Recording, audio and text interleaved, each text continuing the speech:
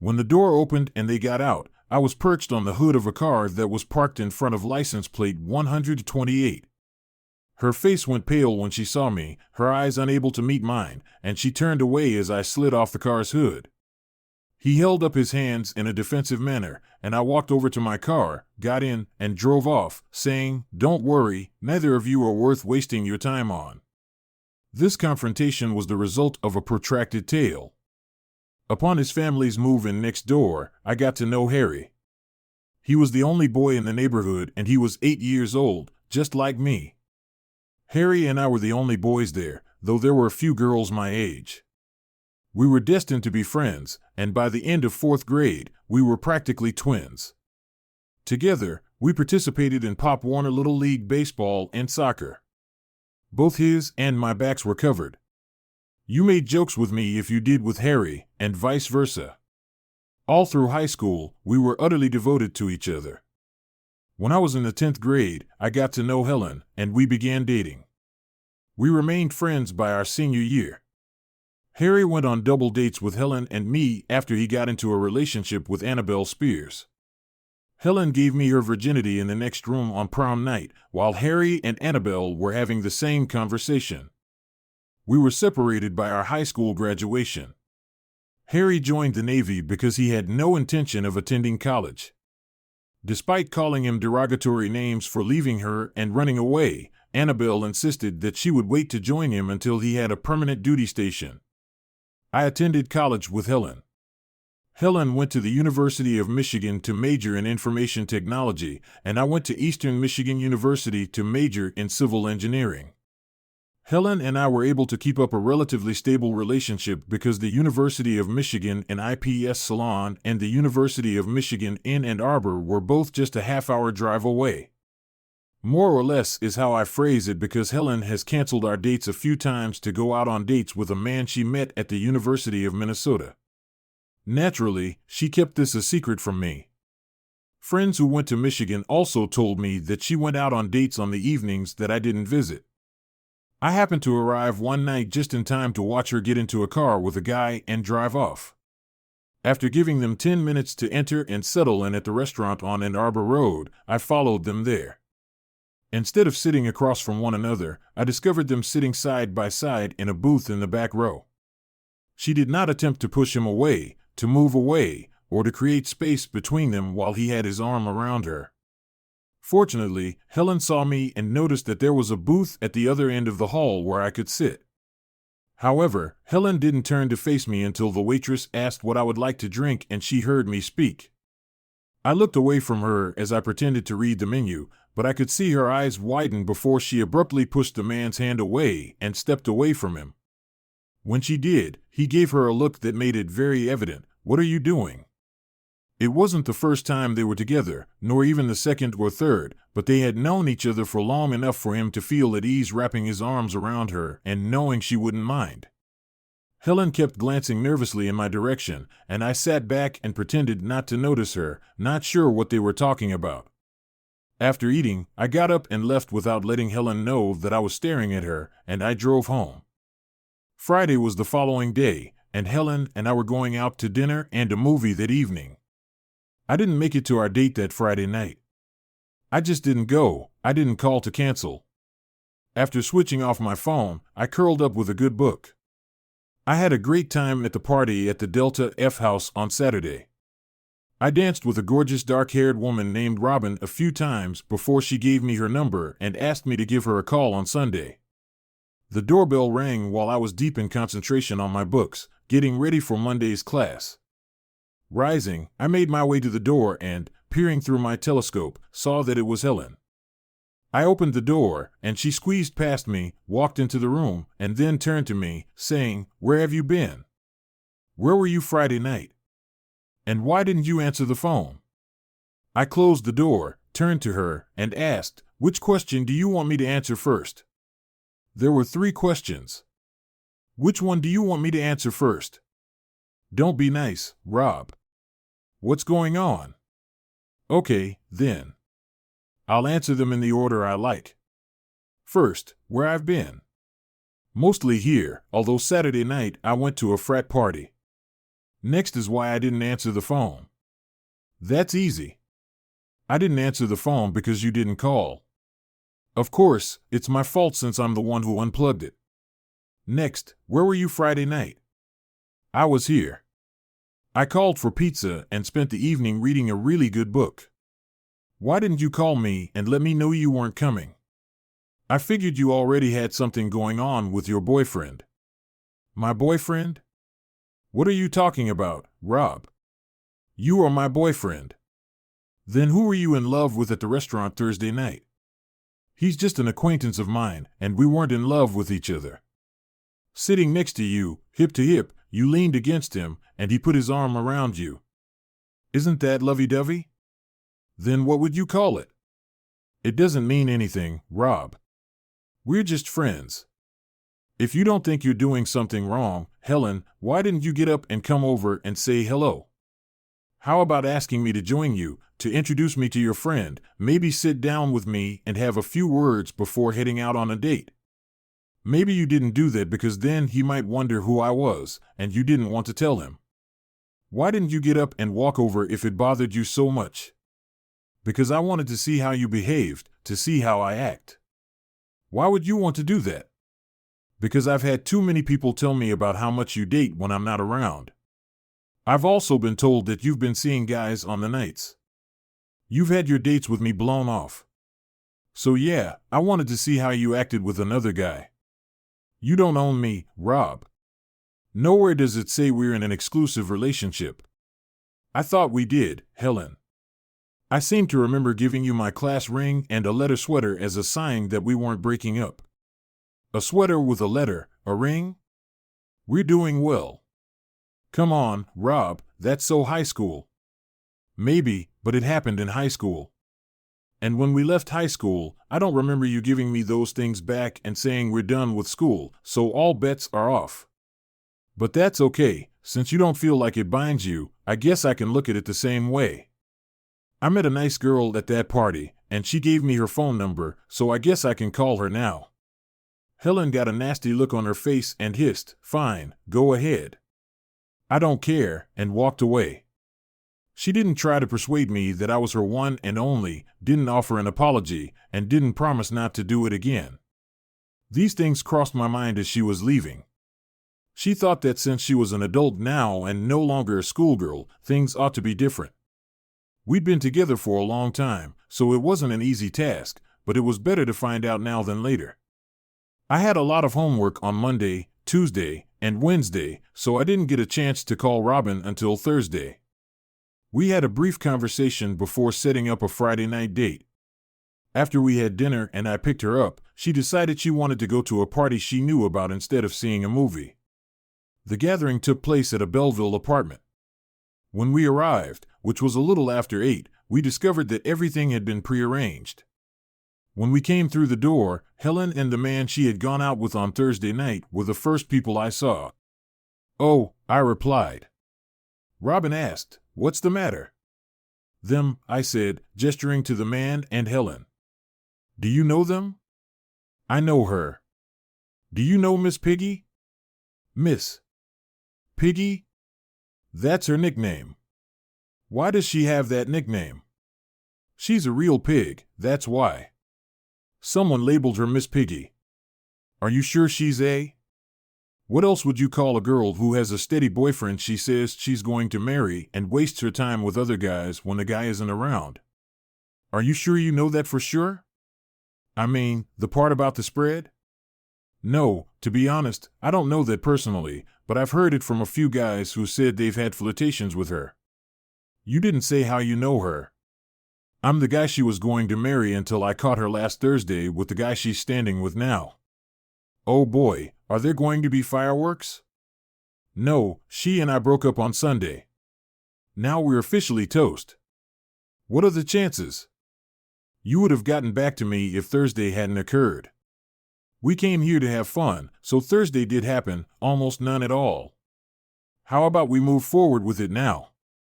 Helen, our host, was standing off to the side when we arrived, and she took my hand and led me across the room to meet her. When she saw me, she looked shocked, either because she wasn't expecting to see me at a party like this, or because I had seen her with a new boyfriend once more. I'm not sure. Ignoring her, Robin showed me where to stand with a tall blonde woman and a tall man. After introducing me to Gary and his spouse, Eris, we engaged in brief conversation for a few minutes, following which Robin escorted me to fetch our beverages. The dance floor had been converted from the basement into a recreation area. I drank and danced with Robin. I had a great time meeting new people thanks to her introductions. Helen always had an expression on her face that I was unable to read when I saw her. Robin announced at 11 that it was time to go because she had important business to attend to on Saturday. We therefore bid our hosts farewell and said our goodbyes. Your ex seems to have spent a lot of time looking in your direction today, Robin said as I was driving her home. Probably surprised to see me there, I said. No, I got the impression she was uncomfortable seeing you with another girl. Girl tough, she's the one who made me end our relationship. Maybe, but I don't think she's happy about it. Maybe not, but she'll have to get used to it. Does that mean I'll see you more often or that you'll start dating all the girls? I prefer to date one girl at a time. I enjoyed your company tonight, and I'm going to ask you out again. As long as you don't turn me down, you'll be my only girl. What if I'm not ready to hang out with one all the time?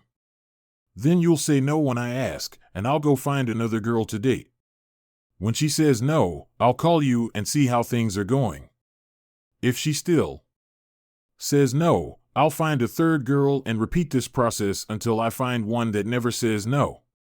Well, I like your attitude, and I see the possibilities. So, maybe we'll give it a try. How about tomorrow night? Sounds good. I walked her to the door, said good night, and as I turned to leave, she asked me to wait a minute. I never kiss on the first date, but I guess there has to be a first time for everything, she said as she turned to face me again. I'll see you tomorrow, she said, heading back to the house. Dad was still up when I got home, telling me that Helen had called and was not feeling well. I told him I would do it in the morning and that it was too late. I slept in late on Saturday morning out of habit, and Mom told me to call Helen when I got up to make my first cup of coffee in the kitchen. She's already called twice this morning. Not until I've had my first cup of coffee. Things aren't going well with you too? It's not just the two of us anymore. Does she know about this? She should. She's the one who made the decision. At that moment, the phone rang. My mom answered it and said, "It's for you." It's Helen. I picked up the phone and said, "Yes?" Why didn't you call? It was too late to call when I got home last night, and I just got out of bed this morning. That's not what I meant. I mean, why didn't you call me last night to pick me up for our usual Friday night date? We talked it over last Sunday, Rob. You told me we weren't in an exclusive relationship and had decided to date others.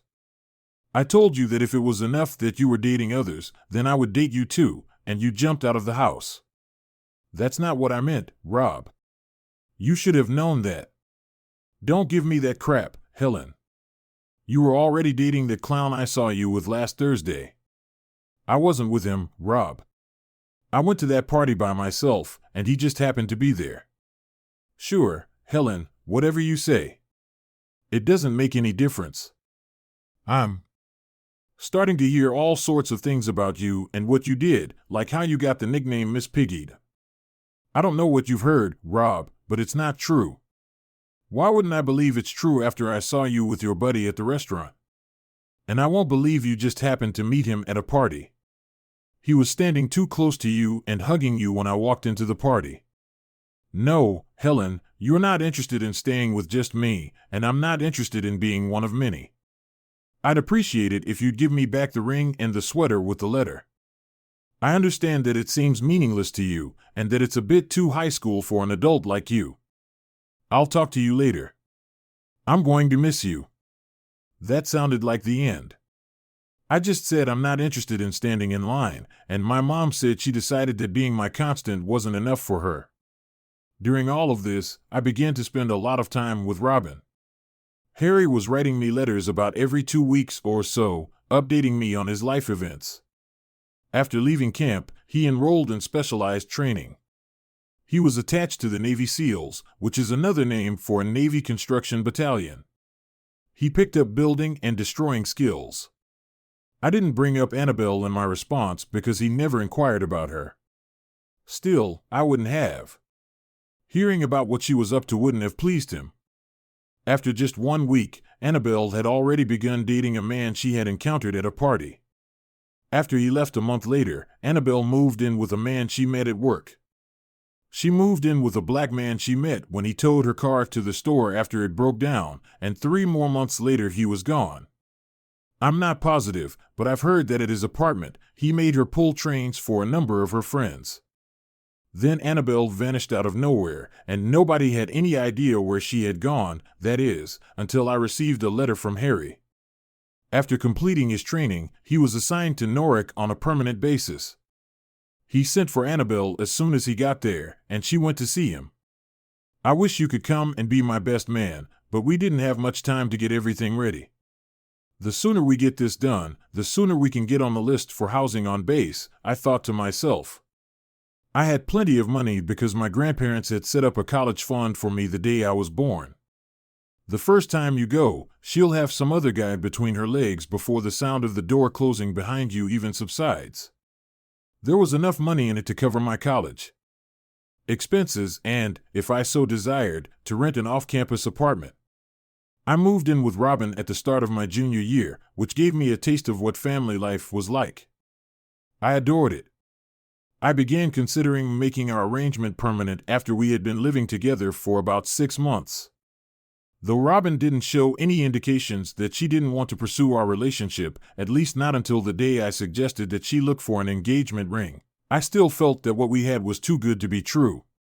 That's when she told me she was going back to California after graduation to marry her childhood sweetheart, who was studying in England on a Rhodes Scholarship. She was fully aware of the English girl he was living with, and he was fully aware of me.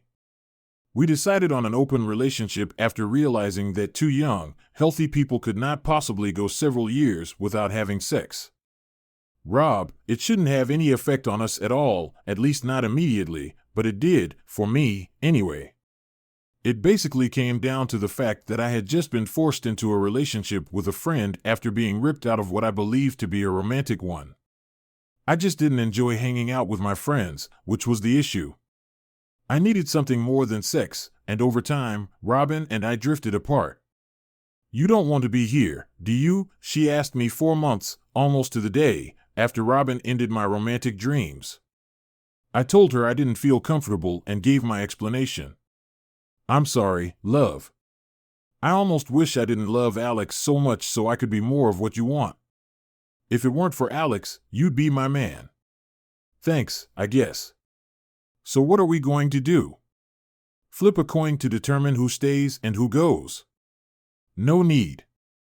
I knew this day would come, and Mom says she hasn't rented out my room yet. She decided it was best to keep it for me, at least until I turn 40 or until she gives her grandchildren. So you're staying, and I'm leaving. Friends always, she said while hugging me. Last night, please? After a week at home, I was working on an article in my room on Friday night when my mom called from upstairs, Rob, there's someone here to see you. I went downstairs to find Mom having a conversation with Helen. I'll leave you two alone, Mom said, glancing at me before heading into the kitchen. Hello, Helen said to Rob. Hi, Helen. How are you doing? SOSO, but I'm hoping things will get better. Oh, Robin called me and told me you were back on the market and suggested that if I hurry, I could be first in line. Why would you want to be first in line? Why would you want to be first in line at all? There wouldn't be any line if I hadn't been stupid. In fact, Robin would never have existed. I don't want to be in line, Rob. I just want to go back to where I belong. With my class ring on the ring finger of her left hand, she raised her left and asked, where you belong? I never gave you your ring back. There's a party at Alice Johnson's house tonight. Do you want to take me with you? I brought up the idea to her at the party, and she said, "Just so everyone knows, I've claimed my rights, baby. I got you back, and I'm letting everyone know it." The main surprise was revealed post-party. She sat there staring out the passenger side window while I drove her home, silent. I said to her as soon as I pulled up to her house, "Do you want to go apartment hunting with me on Saturday? An apartment will be much cheaper in the long run than permanent motels. Is that your way of asking if I want to move in with you?" Such a thought has crossed my mind. "What time?" "Around 9? Good. You have a date." About halfway between Ann Arbor and Ypsilanti, Helen and I moved into a 2-bedroom apartment. We converted the second bedroom into an office, setting up my desk and Helen's computer. Harry and Annabelle returned from a 30-day vacation about a month after we moved in, and they spent a lot of time with Helen and me. Annabelle and Harry appeared to get along well, so perhaps my perception of her was inaccurate. 3 weeks after Harry went back to work, Annabelle appeared. After Harry disappeared behind a rock, Annabelle made the decision that she would not wait for him to come back to the base. She lived with the man she lived with when she went to see Harry in Norfolk and was gone from home for 2 weeks. 3 weeks later, she was spotted with a former boyfriend who was black, and gossip about her having orgies at his apartment and organizing train parties for his pals began to circulate once more. I thought about talking to her, but Helen talked me out of it. She said it was none of our business, and as far as we knew, Harry and Annabelle had an open marriage. I've heard that in the service, it's not uncommon for both parties to agree that it's okay to play during a long separation. That doesn't sound like something Harry would agree to. So what are you going to do? Write and tell him? He worships the ground she walks on. He won't thank you for telling him he'll probably end up blaming you for being the one who ruined his life. Leave it to Rob. Harry returned from Afghanistan in time to be the best man at my wedding to Helen, and then he and Annabelle went to Norfolk, where he finished the last 9 months of his service. When he was discharged, he and Annabelle returned home, and he found work with a construction company as a heavy equipment operator. The next 2 years flew by, and the Marshalls, Harry and Annabelle, became frequent visitors to our home, and we would see them at least once every 2 weeks or so. Everything seemed to be fine between Harry and Annabelle, and there was no indication that she was cheating on Harry. I figured that was as good an explanation as any, and Helen's theory seemed to hold true when the company Harry worked for bid on and got a job laying a pipeline in Alaska. Conditions on and around the construction site were harsh, so Harry decided to leave Annabelle at home for the 4 months he would be away. Not a week later, Annabelle was seen in a motel room with Gary Mellows, the owner of the company Harry worked for, and after that, Gary's car was seen parked in Harry's driveway almost every night of the week. There were problems with the job in Alaska, and it was extended for another 2 months. Helen and Annabelle were seeing the same doctor, and it just so happened that Helen was in the doctor's office the day Annabelle got the bad news. She was 7 weeks pregnant, and Harry had been gone for a little over 3 months. Helen found out that 2 nurses who worked at the clinic had studied with us. They knew that she knew Annabelle and that she spent a lot of time around Annabelle. They asked her how she thought Harry would take the news. Patient confidentiality took a back seat to spreading dirt among friends. Helen thought for a minute and then said, "Harry will never know if I'm right in my assumptions. Annabelle will have an abortion, and it will all be over before Harry even gets home." It wasn't like that. Someone Helen wouldn't discourage had let Harry know what was going on. Harry flew home, rented a car, and parked on the next street over from his house until he saw Mello pull up to his driveway, park, and enter the house. He waited 15 minutes to give Gary and Annabelle time to get down to business and then entered the house with a digital camera at the ready and filmed the lovers in action. 15 minutes later, an ambulance responded to a 911 call, and Mello was taken to the hospital. The police arrived and were about to take Harry away until he showed them the pictures he had taken. The camera was a Canon Rebel, and Harry had it set to continuous, and the series showed Mello lunging at Harry. He may have just been trying to get to the camera and take it away from Harry, but given the way the series of shots turned out, Harry could tell that it was obvious he was being attacked and was only defending himself. The cops bought that and left. 20 minutes after the cops left, Annabelle came out on the porch with one suitcase and locked the door behind her. The divorce went off without a hitch, as did the lawsuit filed against Mello for alienation of affection. He also sued Mello for some sort of harassment, claiming that Mello only hired him to send him out of town and then move in with his wife. Mello could have settled out of court and avoided publicity, but he decided to fight, and as a result, everyone found out what he was doing with the employee's wife after sending him out of town for an extended period. The jury ruled in Harry's favor, and he was awarded $1.3 million after paying court costs and taxes. He was left with a little over $750,000. He paid off the house, put in an in-ground pool, and bought a new Ford F-350. Once the divorce was finalized, Annabelle disappeared from sight, and it was rumored that she had moved out of town. Mello had to sell some equipment and property to settle the lawsuit, and he lost a lot of business when some customers and potential buyers decided that someone who would do what he did to his employee's wife couldn't be trusted. Harry still had some money left, and he came to me to suggest that I start my own company and take over the business that Mello had lost. I would do the design, and Harry would do the construction. Helen and I talked it over, analyzed our finances, and decided to do it, and R&J Constructors was born as a partnership. We've made it work. Not only did we pick up many of the clients that left Mello's, but we beat him on several jobs.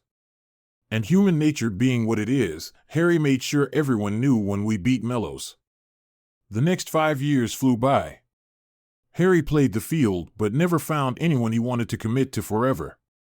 He spent a lot of time with me and Helen, and on average, we went out once a week with Harry and his girlfriend. Things were going great. Helen had moved up the ladder in her company, becoming a regional manager and a favorite for the vice president position.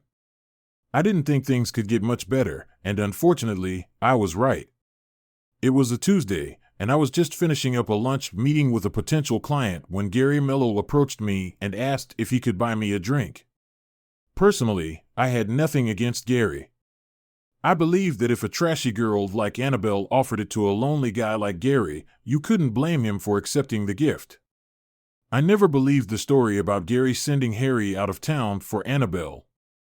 I always knew Annabelle was a so. I figured Annabelle probably did something like go to Gary's office to pick up Harry's paycheck and let Gary know she was lonely because of Harry's absence. Anyway, his problems had to do with Harry, not me, so I took him up on his offer to buy me a drink. As soon as he sat down, he asked, "How's it going?" "Not bad, but it could be better," I replied. "Maybe you'll consider selling." "Selling? Why would I want to do that?" "To make your buddy Harry my partner."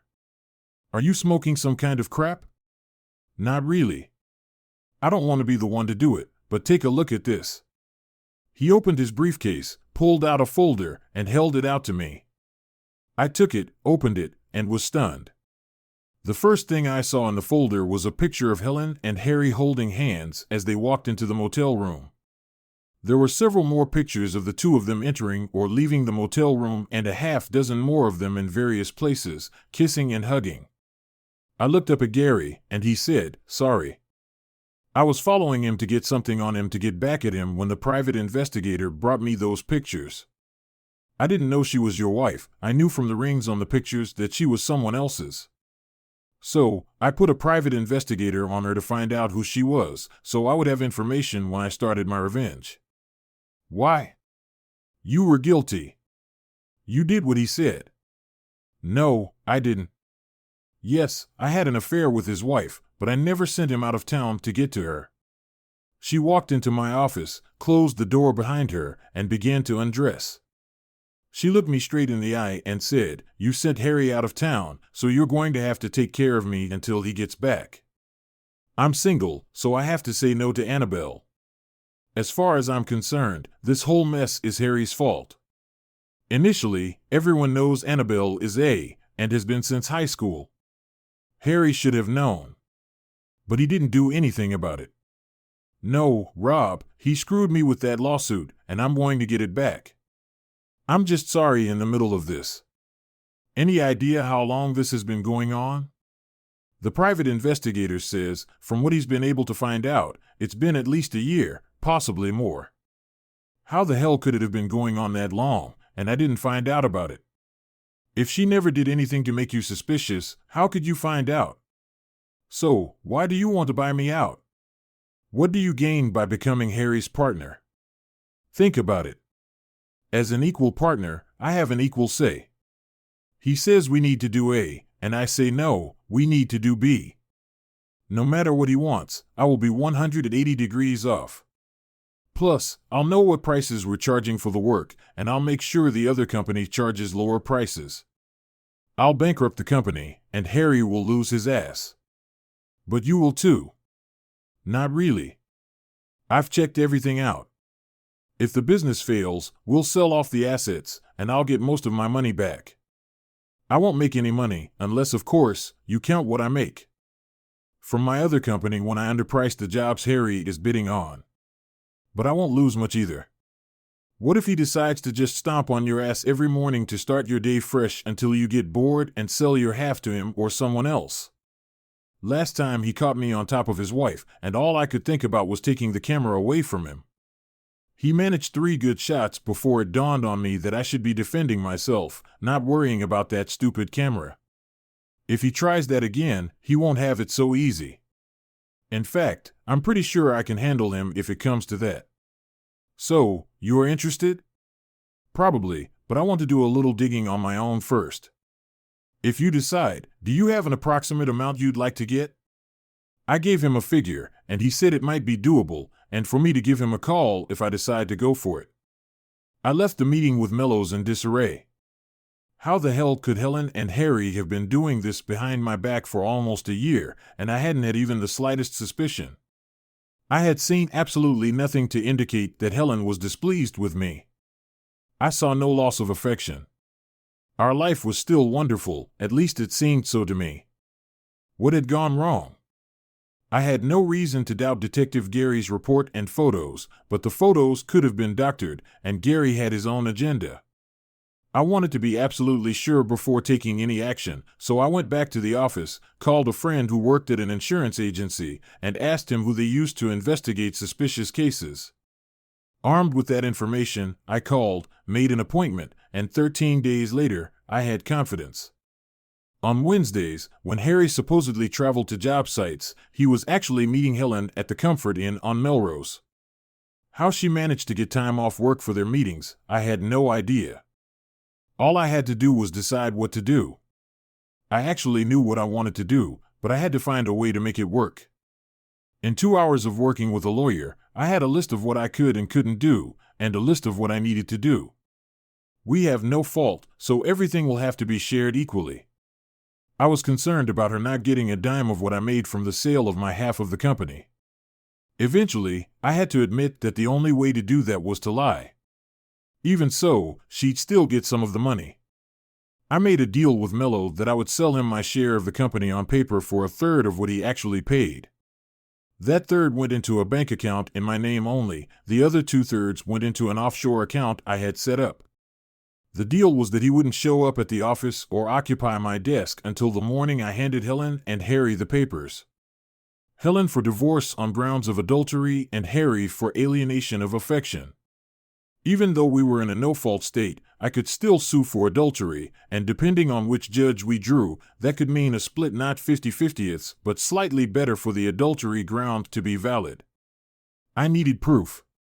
An analysis of Gary's private investigators' reports and mine showed that every time they were under surveillance, they used the same motel, and it was always on a Wednesday.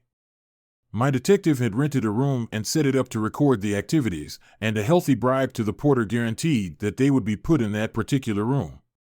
Wednesday morning, I called Maria, our receptionist, and asked her to tell Harry that I wouldn't be in that morning because of a dentist appointment and to tell him that if I'm not feeling well after my tooth extraction, I may not even show up in the afternoon. You got it, boss. If I were you, I'd go home and rest. I've never had a tooth pulled that didn't hurt when the effects of the mixing gas were off. I walked out of the house and back in after Helen left for work. The locksmith was there at 9, changing all the locks in the house. As soon as he was done, I went to the bank and cleaned out the accounts in the safe. My lawyer said to only take half, but my mood was stone cold. Screw you, Helen, and I wasn't going to do anything to make it easy for her. She would get her half eventually, but only after she had to fight for it. I also withdrew the money I thought I was getting from the business. If it was too much, Harry could go to court and try to get the money back, but while I had it, he didn't. My detective called me at 12:10 and informed me that the happy couple had arrived and were in room 1128. I drove up, had a few words with the detective, and then sat on the hood of the car parked in front of the suite and waited for them to come out. After the mini confrontation, I got in my car and drove off. As I was pulling away, a man got out of the car, walked over to them, and handed them the papers along with the divorce papers. Helen received a temporary restraining order prohibiting her from being within 500 feet of me in the house.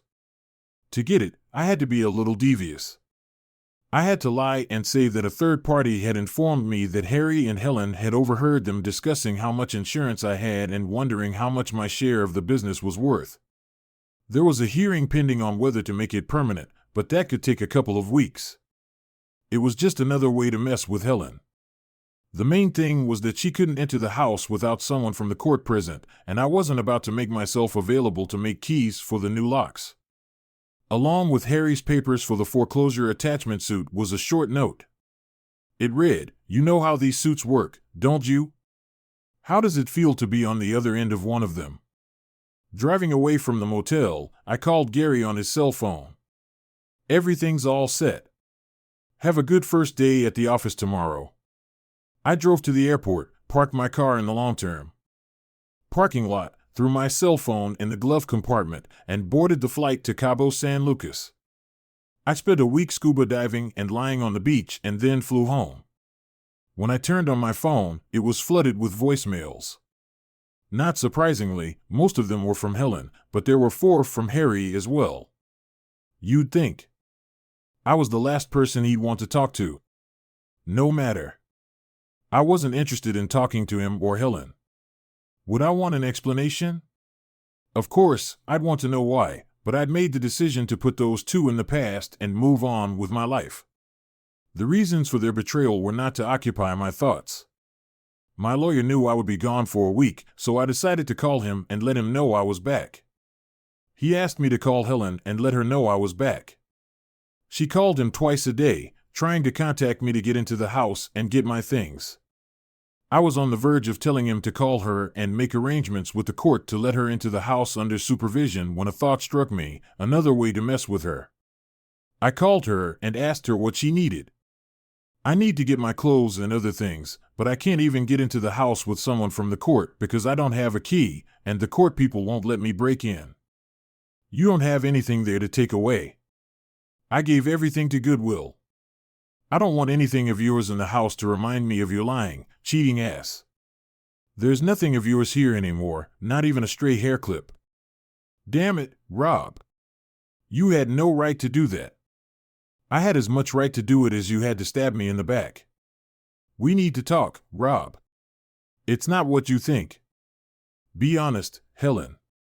I don't think you were having fun with Harry. I know that for a fact. Goodbye, Helen. I hung up the phone. All of her stuff was still in the house, but then again, I wanted to mess with her. Eventually, she would get her stuff, but it wouldn't be soon.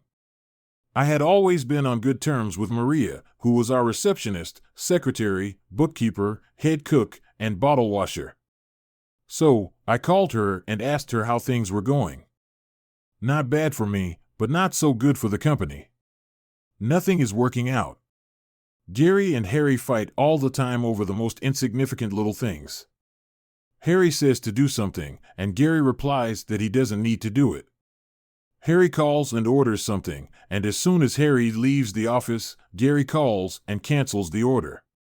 We have work that needs to be started, but it just stands there while Harry and Gary take care of it. I'm so sick of it that I tendered my resignation last Friday, but Gary said he'd double my salary if I stayed. So naturally, I'm not going to leave. They had a fistfight on Thursday, but there was no winner in it, although Harry did get a broken nose. Why did you leave us? Why did you sell out to Gary? I told her the whole story. She was quiet for a minute, and then she said, "Now I have another reason to stay." "And what's that?" "I can help Gary. I never liked Harry. He was always hitting on me, even though he knew I was engaged. He even hinted once that he'd let me go if I didn't go on a date with him. And we both know what he meant when he said go on a date. What did you say about him letting me go?" "And that shut him up." "You should have told me." "Why?" "It was a personal problem, and I dealt with it. I'm sorry for you and Helen, Rob, but there may be a silver lining to it, at least for me." "How's that?" "It means you're back on the market. How do you feel about being hunted?" "I thought you were engaged." "I was, until I caught that doing to me what he did to you, Helen." "When did that happen?" "About 3 weeks ago." "Well, honey, if you're worth it, I'll put your name at the top of the list when I start dating again, but that won't be for a while. I'm not going to give Helen anything she can use against me. I can wait, but keep me in mind if you get lonely and want some company for dinner." "I will, sweetie, and thank you." My phone rang 16 times that day, 14 from Helen and 2 from Harry. I couldn't think of anything that jerk could say that I would want to hear, and if he was calling to ask for something, it certainly wasn't from me. I deleted all the calls and headed home, cooked myself dinner, and then, out of a whim, I called Gary Mello and asked how his plan was working. Not bad at all. I made sure I was sitting at your desk when he got to work. He saw me and frowned, and then asked what the hell I was doing in the office and sitting at your desk. I laughed and told him I was his new partner. The look on his face was priceless. You could almost see the steam coming out of his ears as he read a copy of our agreement. I gave us a proper start almost immediately. He called for a fuel truck because the front-end loader and other equipment at the Wilkins site had run out of diesel fuel. As soon as he left the office, I called and canceled the order. One of the loaders ran out of fuel, and Harry called Allied and berated them. They told him that I canceled the order and that they had to put up with that kind of crap from him and to get fuel from someone else. That's when he came up to me and asked what the hell I was doing. I told him that Allied was charging us too much and that I was looking for a better price. And it went downhill from there. A little birdie told me you two got into a fistfight. Yes, it all ended last Thursday. And what came out of it? I guess I was a little optimistic when I told you I thought I could take him, but I got over it and heard him well.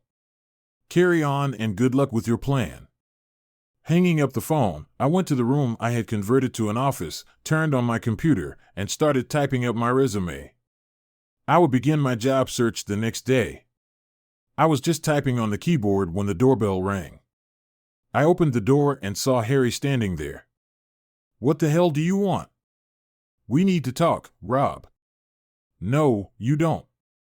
"It's not my fault, Rob. She came after me. She caught me when I was in a really bad mood because of what Annabelle did to me. I wasn't thinking straight, Rob. I'm sorry, Rob, but it wasn't my fault. I didn't pursue her, but you knew she was my wife. You knew how you felt when you found out about Annabelle, and you didn't even stop for a second to think. You'd make me feel the same way, did you? You had to know I'd find out sooner or later, and probably the same way you found out about Annabelle. Someone told you. Well, somebody told me you're a douchebag.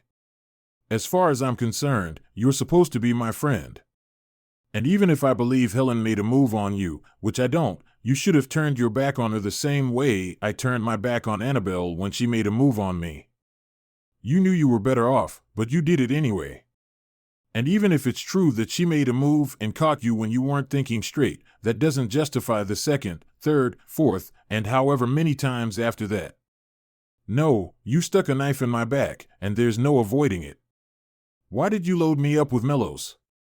Because in the mood I was in when I found out, and the rage I felt, if I'd come after you, I probably would have had things differently.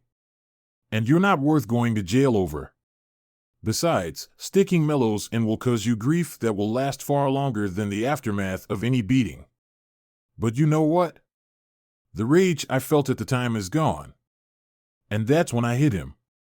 I grabbed him by his shirt, dragged him into the house, slammed the door behind me, and stomped the hell out of him.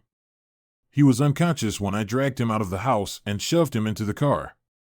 You wouldn't believe the smile I had when I got back in the house. I might have the police coming to see me, but I wasn't worried about that. All I had to do was say he attacked me and I defended myself, refer to his fight with Mello, and say he's mad at me because I sold my half of the business to Mello and he's trying to make me pay for it. The next morning, I sent out 14 resumes and then called my attorney to see how things were going. He informed me that there would be a hearing on the temporary restraining order this coming Monday, but he had not received any communication from Helen or the attorney on her behalf. I contemplated calling Helen but decided against it. The more time that passed before she hired an attorney, the more time would pass before I had to communicate anything to her.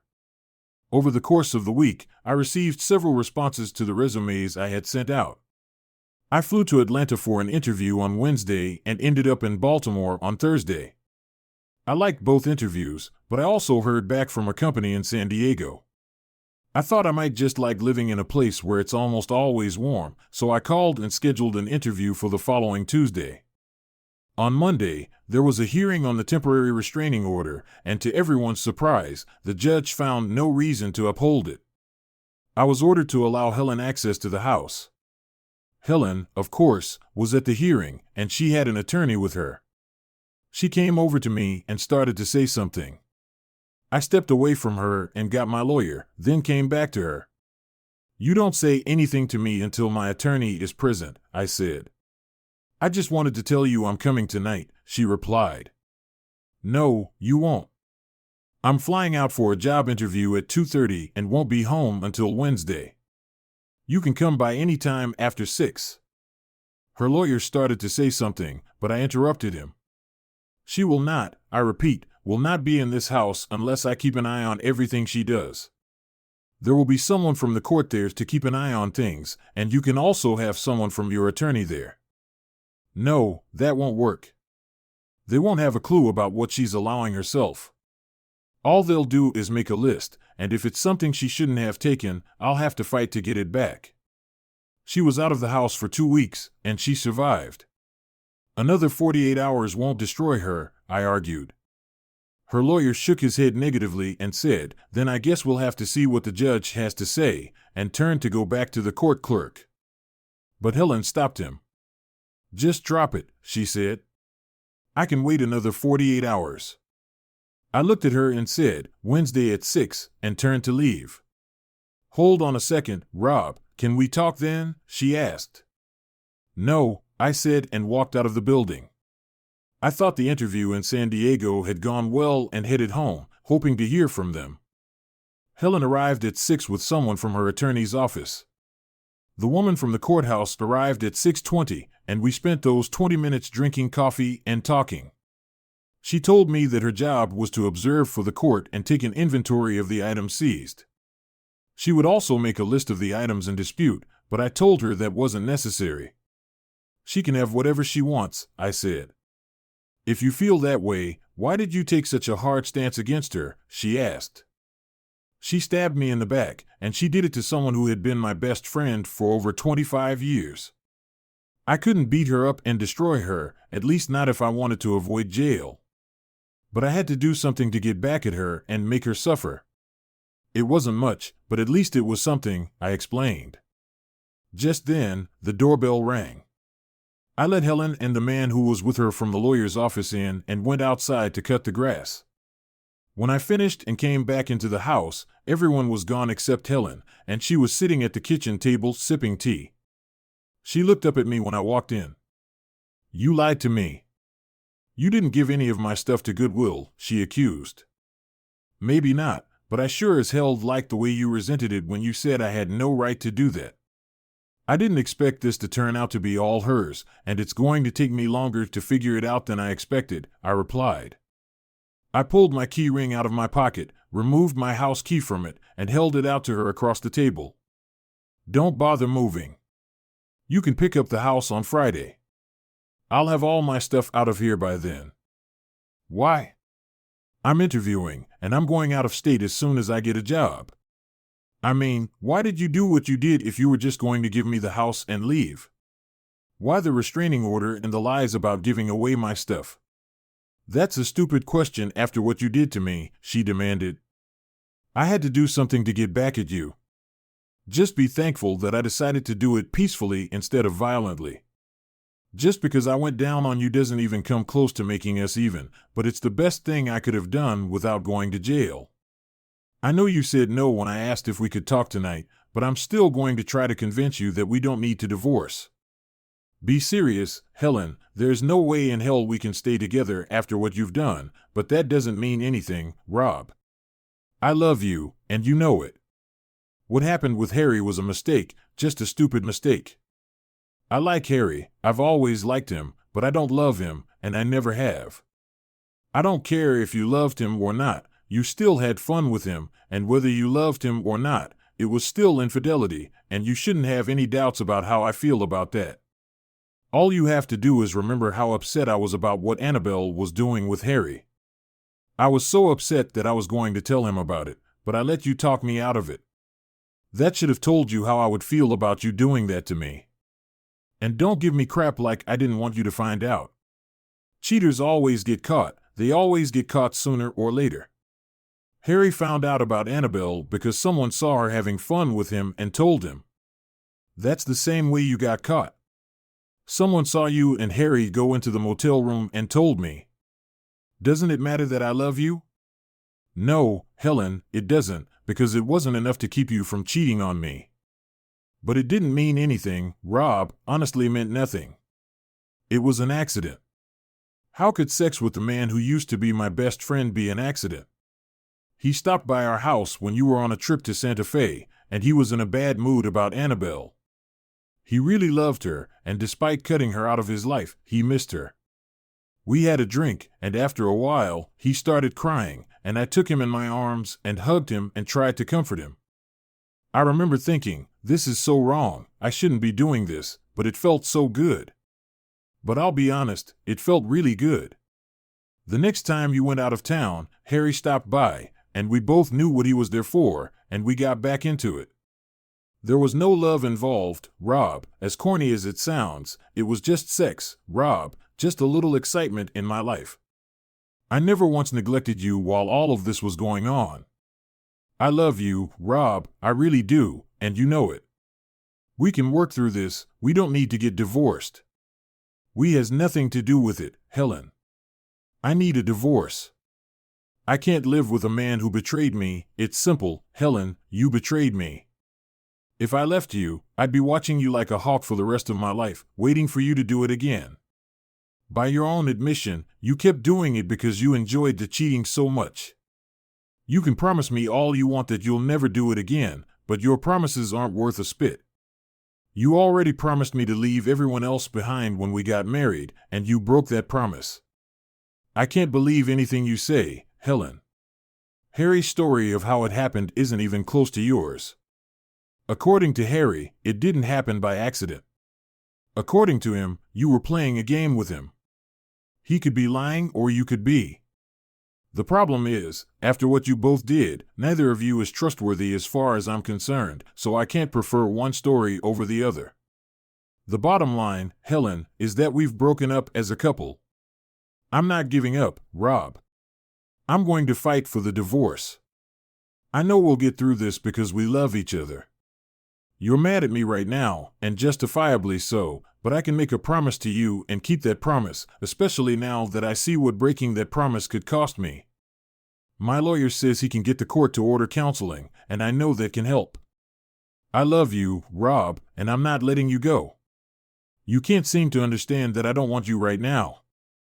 Okay, I'll admit that I still love you, and it'll take me a while to get over it, but there's no way in hell I can't live with you again. Every time I go to bed with you, I'm going to think about you being with that jerk who was my best friend. I can't live like that. You won't fight for a divorce from Helen because if you do, I will release the videotape of your last meeting with Harry. Every family member, every friend, and all your coworkers will get a copy. I will create your own porn site for you, and there are dozens of amateur porn sites where I can post it. And I will do it with your full name and address. It'll make your life very interesting, Rob. No such video exists. Oh no, wait, here. I went to the den where I had my briefcase, pulled out a copy of the disc, went back to the kitchen, and handed it to her. Take a look at it. After you watch it, decide if you want someone else to watch it. Now, if you don't mind, there's something I need to do. You can pick up the house on Friday, but for now, you have to go. On Thursday and Friday, I moved out of the house and put most of my stuff in storage. Then I rented a room at the Executive Suites for a month, counting on having a job by the end of it. Over the next 2 weeks, I traveled to Salt Lake City, Philadelphia, Atlanta, Chicago, and Detroit for interviews, all of which I was happy with. But I didn't hear back from any of them. I sat down at my desk, figured out my finances, and decided I could live without a job for about 6 years. I started checking out other cities and states, looking for places with a lower cost of living, a cost of living that would allow me to stretch those 6 years to 8, maybe 10. Helen signed the divorce papers and returned them to my attorney. I almost regretted that she had done that. I would have loved to have a CD of her and Harry scattered all over the house. But a deal is a deal. I made an agreement. The agreement called for a 50-50 division of the property, with each party paying their own attorney fees. I was the only one who filed the suit, so I paid the legal fees. Helen said she wanted the house, and my half of the equity was a little more than the amount I had borrowed from the bank, so that was fine. True, I had to give Helen half of what I got from selling my half of the company, but I knew that would be the case and had made provision for it. She did swear that I sold out too cheaply, but it didn't matter because the other 2/3 of what I got from the sale was safely tucked away. An interesting thing came to me through the grapevine. It seems that as soon as I got myself out of sight, Harry started stalking Helen and was so persistent that she had to take out a restraining order on him. Not that I cared, of course, but I laughed about it. I decided to wait until the divorce was final before taking any steps. I finally started getting calls from some of the companies I was interviewing with. A company in San Diego called and asked me to come back and talk to them. But before I could call and arrange it, I got a call from Gary Mose. How would you like your company back? Why would I want my company back? I sold it to you so I could go back to Harry and get away from him. Why would I want to become his partner again? You wouldn't want to, but then you don't have to. After our last fight, I said if you're so damn unhappy with me as a partner, I'll buy you out or sell your half to someone else. He thought about it for about 30 seconds and then asked me how much I'd give for his half. He took half of what I gave you, and yet the question is why should I want her back if you've done even half of what you told me you were going to do to set Harry up? The company probably isn't worth that much anymore. You might be surprised. Come to the office and let's talk. I didn't think I had anything to lose, so I went to talk to him. When I walked in the door, Maria jumped up from her desk and hugged me, then poked her head through the office door and told Gary I had come. As you know, I only bought you out to screw Marshall. I didn't really need or use him, but things are changing. I'm getting more and more into the construction part of the business. I want to move away from the engineering aspect. On the one hand, I couldn't get what I wanted in terms of engineers, so I started thinking about what to do. The solution that came to my mind was to call you and ask you to set up a company that I would contract with to do the engineering work. But then Marshall sold me the company, and I thought, why not just sell you the company and contract with you? I can't afford to buy out my half and Harry's half. You won't have to pay that much because the company isn't worth that much anymore. Since I own the whole bunch, I've transferred all the construction work and construction equipment to my other company. All I'm leaving is purely the engineering part. I'll sell you the company for the amount I paid Harry and sign a 5-year contract for engineering services. Plus, the company still has contracts with about 15 other firms. I don't see how you can lose. How much did you give Harry? He told me, and it was less than I had in my offshore account. But there is one condition. And what's that? I have no secrets from Maria, and I voiced the idea to her. She said that if you agree, she will stay with you and not move to my company. If you agree to the deal, you will stay with her. I quickly made up my mind and assured him of my agreement to the deal. However, I made it clear that I wouldn't proceed until my divorce was finalized, which was still 3 weeks away at the earliest. Gary agreed without hesitation, and we sealed the deal. Just as I was leaving the office, Maria reminded me, "Remember, after those 3 weeks, you promised I'd be first on the list." "I didn't realize you were serious about that," I replied. "Rest assured, I am," she assured me, flashing a radiant smile. As I drove away, my phone rang, and it was my lawyer. Harry had evidently learned from Gary's lawsuit and had offered to settle the case. Without hesitation, I instructed my lawyer to accept the offer. Arriving at my room in the executive suites, I couldn't wipe the grin off my face. In 3 weeks, I could embark on a fresh start with a new job, a new partner, and money in the bank. I could spend those weeks house hunting and furnishing my new place. Who says nice guys finish last? Thanks for tuning in. If you enjoyed this, don't forget to subscribe to my channel for more content.